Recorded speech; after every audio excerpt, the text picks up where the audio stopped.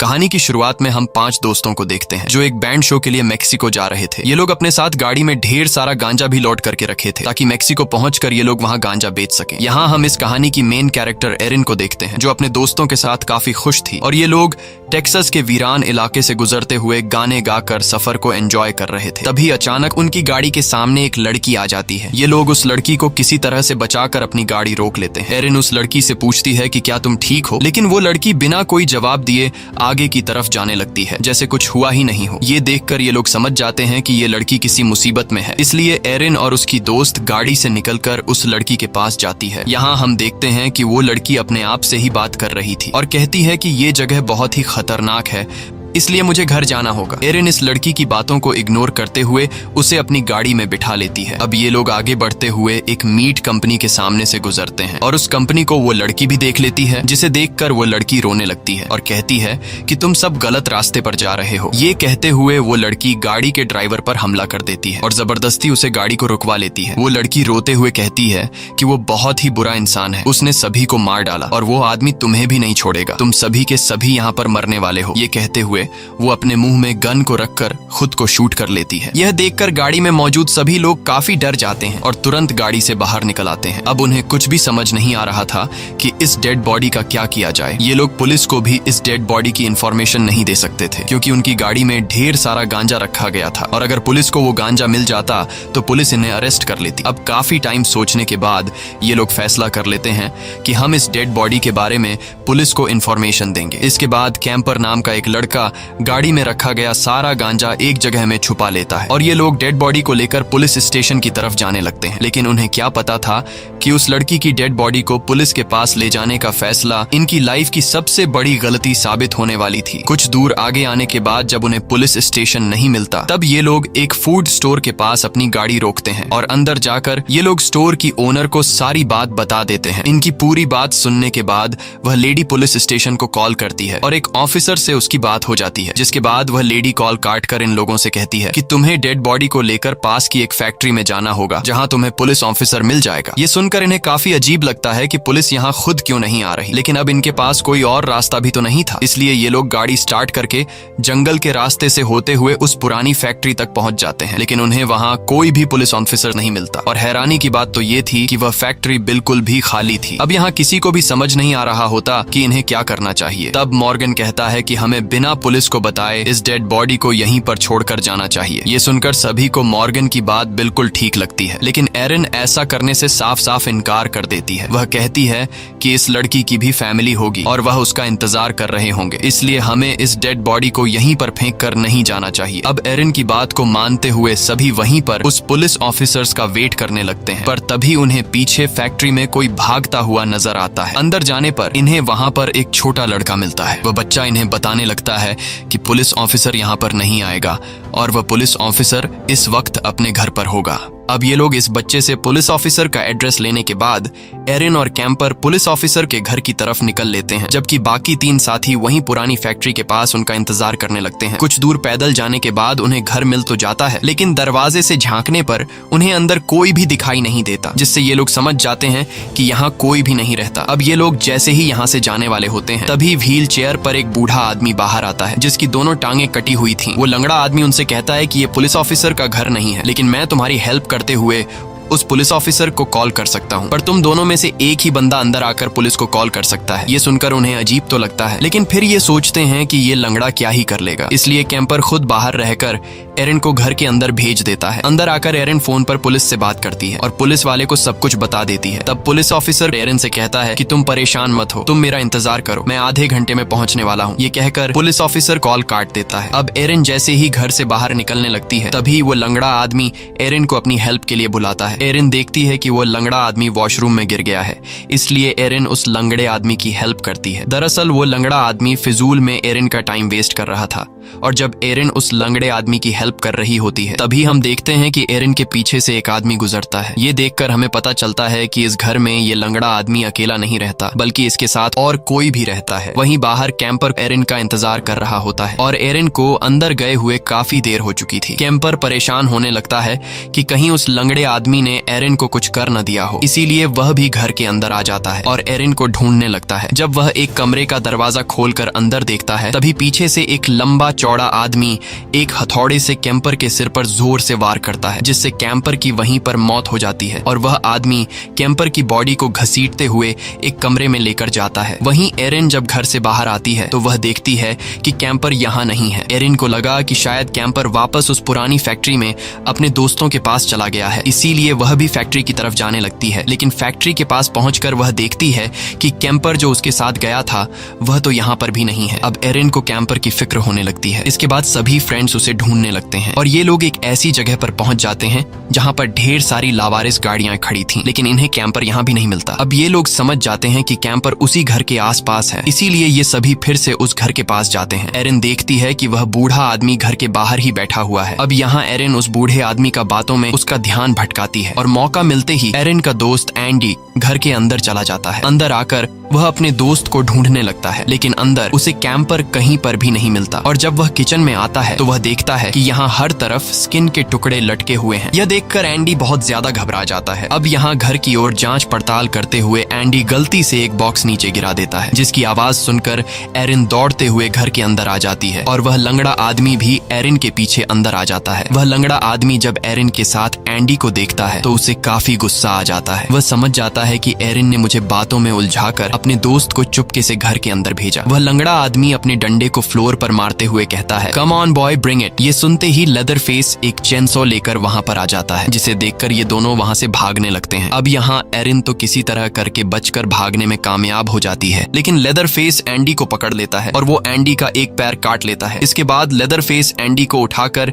नीचे बेसमेंट में ले जाता है, जहां वो उसे एक मीट हुक पर लटका देता है। लटकाने के बाद वो उसके कटे हुए पैर पर नमक डालने लगता है और फिर उसके कटे हुए पैर पर पेपर लपेट देता है ताकि उसे ज्यादा दर्द महसूस हो। यहाँ पर हम देखते हैं कि लेदर फेस कैंपर के चेहरे की खाल उतार देता है और उसका अपने लिए एक फेस मास्क बना लेता है। इसके बाद वो अपना पुराना मास्क उतारता है, तब हम उसके असली चेहरे को देखते हैं जो देखने में काफी ज्यादा डरावना लग रहा था। वहीं दूसरी तरफ एरिन फैक्ट्री पहुंचकर अपनी गाड़ी को स्टार्ट करने की कोशिश करती है, लेकिन गाड़ी स्टार्ट नहीं हो रही थी। तभी वहां पर वो पुलिस ऑफिसर भी आ जाता है जिसे एरिन ने कॉल किया था। पुलिस को देखकर ये सभी काफी खुश हो जाते हैं और सुकून की सांस लेने लगते हैं। ये लोग उस पुलिस ऑफिसर को पूरी बात समझा देते हैं कि यहाँ एक बहुत ही खतरनाक आदमी रहता है जो सभी लोगों को मार रहा है। पुलिस ऑफिसर कहता है कि मैं पिछले कई सालों से यहाँ पर ड्यूटी दे रहा हूँ, लेकिन मुझे तो कोई ऐसा आदमी नहीं दिखाई दिया। अब यहाँ अचानक उस पुलिस ऑफिसर की इनकी गाड़ी में ड्रग्स पर नजर पड़ती है, जिसे देखकर पुलिस ऑफिसर काफी ज्यादा गुस्सा हो जाता है और वो उन तीनों को गाड़ी से बाहर निकालकर जमीन पर लिटा देता है और उनके सिर के पास गोली चलाकर कहता है कि नशे की हालत में तुम लोगों ने ही उस लड़की को मार डाला है। अब ये लोग जब नहीं मानते तब पुलिस ऑफिसर मॉर्गन को अपने साथ गाड़ी के अंदर ले जाता है और उससे कहने लगता है कि जैसे उस लड़की ने खुद को मारा था ठीक उसी तरह तुम करके मुझे दिखाओ। इसके बाद ऑफिसर मॉर्गन को गन देता है और वो उसे गन को अपने मुंह में रखने के लिए फोर्स करने लगता है। अब मॉर्गन जब अपने मुंह के अंदर वेपन रखता है तब वो ऑफिसर मॉर्गन से कहता है कि ट्रिगर प्रेस करो। ये सुनकर मॉर्गन काफी घबरा जाता है और वो गन सीधा उस पुलिस ऑफिसर पर तान देता है। मॉर्गन उस पुलिस ऑफिसर को मारने की कोशिश तो करता है,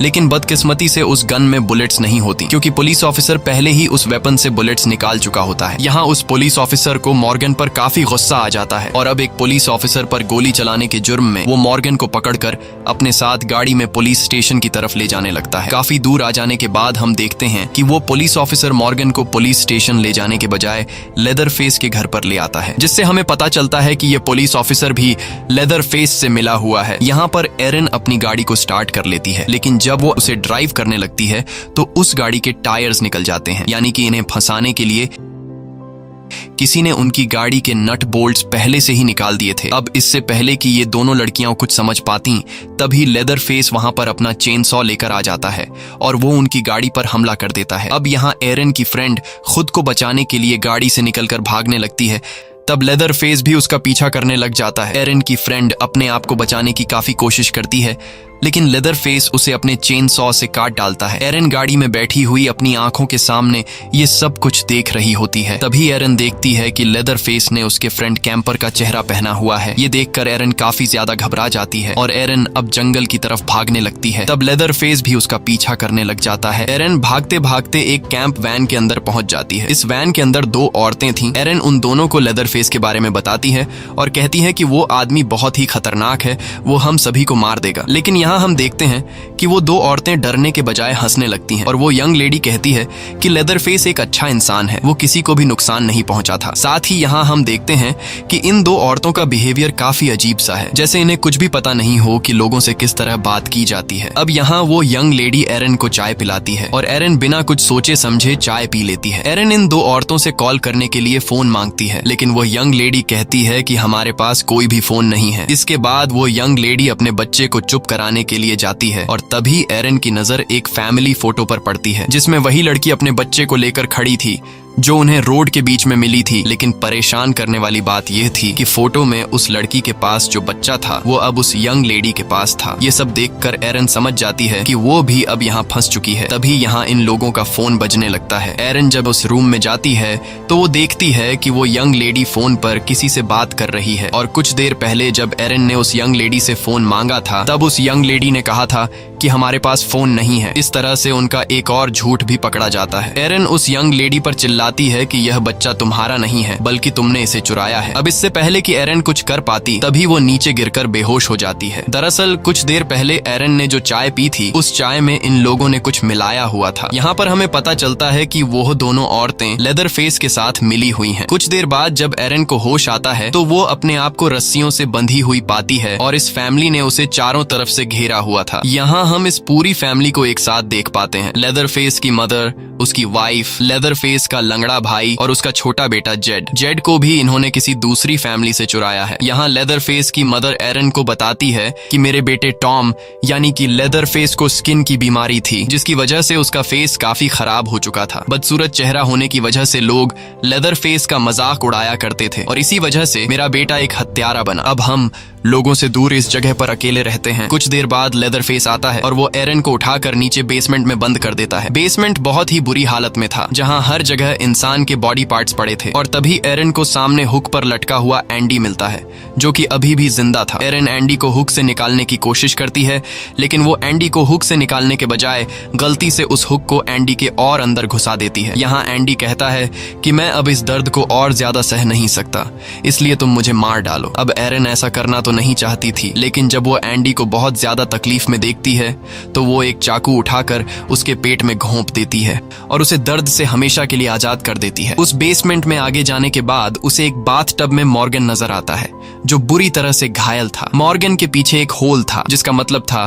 कि उसे भी लटकाया गया था। मॉर्गन बहुत ही तकलीफ में था। एरन जैसे तैसे करके उसे बाथटब से बाहर निकालती है और तभी वो बच्चा वहां पर आ जाता है जो बच्चा इन्हें फैक्ट्री में मिला था। वो बच्चा इनके लिए खतरा नहीं था बल्कि वो इनकी हेल्प करना चाहता था। वो बच्चा इन दोनों को अपने पीछे लेकर जाता है। बच्चे की मदद से दोनों एक सीक्रेट रास्ते से वहां से बाहर निकलने लगते हैं लेकिन तभी लेदर फेस उन्हें देख लेता है और वो अपना चेन सॉ लेकर तेजी से उनके पीछे दौड़ने लगता है। अब यहाँ वो बच्चा इन दोनों को एक सीक्रेट रास्ते से बाहर निकालने लगता है। मॉर्गन तो जैसे तैसे करके बेसमेंट से बाहर आ जाता है लेकिन जैसे ही एरन बाहर निकलने वाली होती है तभी लेदर फेस उसका पैर पकड़ लेता है और वो एरन को नीचे की तरफ खींचने लगता है। लेकिन यहाँ वो बच्चा लेदर फेस के हाथ पर काट लेता है जिस वजह से लेदर फेस के हाथ से एरन छूट जाती है और एरन भी जल्दी से बेसमेंट से बाहर निकल आती है। अब यहाँ एरन एंडी को अपने साथ लेकर सामने के एक पुराने घर में छिप जाते हैं लेकिन लेदर फेस उनका पीछा छोड़ने का नाम ही नहीं ले रहा था और वो भी उनके पीछे इस पुराने घर में आ जाता है। एरन जल्दी से मॉर्गन को अलमारी में छिपा देती है और खुद भी वो एक दूसरे रूम में जाकर छिप जाती है। यहाँ एरन बिल्कुल चुपचाप बैठ जाती है। अब लेदर फेस भी वहाँ पर आकर उन्हें ढूंढने लगता है। एरन जिस जगह पर छिपी हुई थी वहाँ पर काफी सारे चूहे होते हैं और वो चूहे आकर एरन के कपड़ों में घुसने लगते हैं। एरन जैसे तैसे करके अपने मुंह पर हाथ रखकर सांस रोक लेती है ताकि शोर ना हो लेकिन वो चूहे बहुत ज्यादा शोर कर रहे थे जिसकी आवाज लेदर फेस सुन लेता है और वो एरन की तरफ बढ़ने लगता है। कुछ देर बाद अचानक लेदर फेस के आने की आवाज बंद हो जाती है और वो दूसरी तरफ चला जाता है। एरन को लगा कि शायद उसकी जान बच गई लेकिन तभी पीछे से लेदर फेस हमला करके उसे पकड़ लेता है और उसे बाहर निकालकर जमीन पर पटक देता है। अब लेदर फेस चेन सॉ उठाकर एरन को मारने ही वाला था कि तभी एंडी लेदरफेस पर हमला कर देता है, जिस वजह से एरन को भागने का मौका मिल जाता है। लेकिन लेदरफेस मॉर्गन को पकड़ लेता है और उसे ऊपर लगे हुए हुक पर लटका देता है और चेन सॉ से उसके 2 टुकड़े कर देता है। ये देखकर एरन काफी ज्यादा डर जाती है और वहां से भागने लगती है। तब लेदरफेस भी उसका पीछा करने लग जाता है। एरन भागते भागते सामने लगे फेंस की तार को पार करके निकल जाती है, लेकिन जब लेदरफेस उस फेंस की तार में से होते हुए निकलता है तब उसका पैर उस फेंस की तार में फंस जाता है, जिससे वो नीचे गिर जाता है और गलती से उसकी अपनी ही चेन सॉ उसके पैर पर चल जाती है, जिससे वो बुरी तरह से घायल हो जाता है। एरन भागते हुए एक रोड पर आ जाती है और तभी सामने से एक गाड़ी आती है, जिसे एरन रोक कर मदद मांगती है, लेकिन वो गाड़ी वाला एरन को इग्नोर करके चला जाता है, क्योंकि उसे पता था कि यह जगह बहुत ही खतरनाक है। अब एरन मायूस होकर रोड के दूसरी तरफ भागने लगती है और भागते भागते वो एक कंपनी के सामने आ जाती है। एरन जल्दी से उस मीट कंपनी के अंदर जाकर एक बड़े से मीट के अंदर छिप जाती है और कुछ ही देर बाद लेदरफेस भी एरन का पीछा करते हुए वहां पर पहुंच जाता है और वो एरन की सिसकने की आवाज सुन लेता है। तभी पीछे से लेदरफेस चेन सॉ से उस मीट पर हमला कर देता है, जिसके अंदर एरन छिपी हुई थी। अब एरन समझ जाती है कि लेदरफेस उसका पीछा नहीं छोड़ेगा, इसलिए वो लेदरफेस से लड़ने का डिसाइड करती है। वो सामने रखा एक क्लीवर उठाकर अलमारी में छिप जाती है और जैसे ही लेदरफेस उसके सामने आता है, एरन उस क्लीवर से उस पर कई बार वार करती है, जिससे वो लेदरफेस का एक बाजू काट देती है। इससे लेदरफेस को बहुत ज्यादा दर्द होता है और वह वहीं पर गिर जाता है। एरन भागते हुए वहां से बाहर निकल जाती है और बाहर आकर एक ट्रक को रोकती है। ट्रक ड्राइवर एरन को मुसीबत में देखकर उसे अपनी ट्रक में बैठा लेता है। कुछ दूर आगे जाने के बाद एरन नोटिस करती है कि वो ट्रक ड्राइवर वापस गैस स्टेशन की तरफ जा रहा है, जहां लेदरफेस की फैमिली रहती है। अब एरन काफी मुश्किल से उस जगह से अपनी जान बचाकर आई थी, इसलिए वो दोबारा वहां नहीं जाना चाहती थी। यहाँ एरन ट्रक ड्राइवर से कहती है कि तुम गलत रास्ते पर जा रहे हो, लेकिन वो ट्रक ड्राइवर गाड़ी नहीं रोकता। दरअसल एरन के साथ बिल्कुल वैसा ही हो रहा था जैसा मूवी की स्टार्टिंग में उस लड़की के साथ हुआ था, लेकिन एरन में अभी हिम्मत बाकी थी। अब यहाँ एरन उस ट्रक को रोकने की कोशिश करती है, लेकिन अब काफी देर हो चुकी थी। वो ड्राइवर ट्रक को गैस स्टेशन पर पहुंचा देता है। यहाँ ट्रक ड्राइवर गाड़ी से उतरकर गैस स्टेशन की मालकिन के पास जाता है। तब एरन भी चुपके से गाड़ी से उतर जाती है और लेदरफेस की फैमिली के घर की पीछे वाली विंडो से अंदर देखने लगती है। अंदर उसे वो यंग लेडी दिखाई देती है जो एक बच्चे को संभाल रही थी और यह बच्चा उस लड़की का था जो कहानी की शुरुआत में मारी गई। तभी वो ट्रक ड्राइवर उन्हें बुलाता है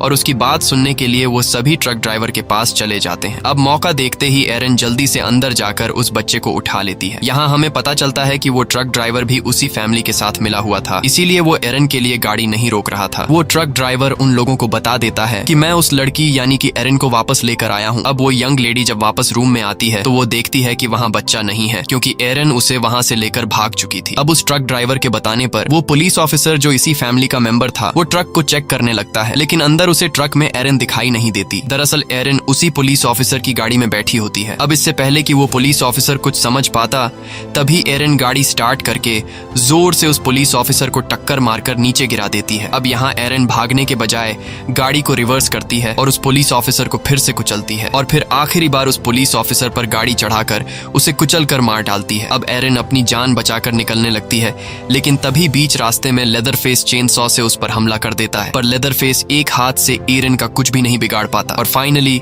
एरन अपनी जान बचाकर यहाँ से निकल जाती है। एरन यहाँ से अकेली नहीं जाती, बल्कि उस बच्चे की जान भी बचा लेती है। एरन को जाते हुए पीछे से लेदरफेस काफी गुस्से से देख रहा होता है। इसी के साथ यह कहानी खत्म हो जाती है। अगर आपको ये वीडियो अच्छी लगी हो तो हमारे चैनल को सब्सक्राइब और वीडियो को लाइक जरूर कीजिए, और अगर आपको इस मूवी का सेकंड पार्ट देखना है तो कमेंट में पार्ट 2 लिखिए।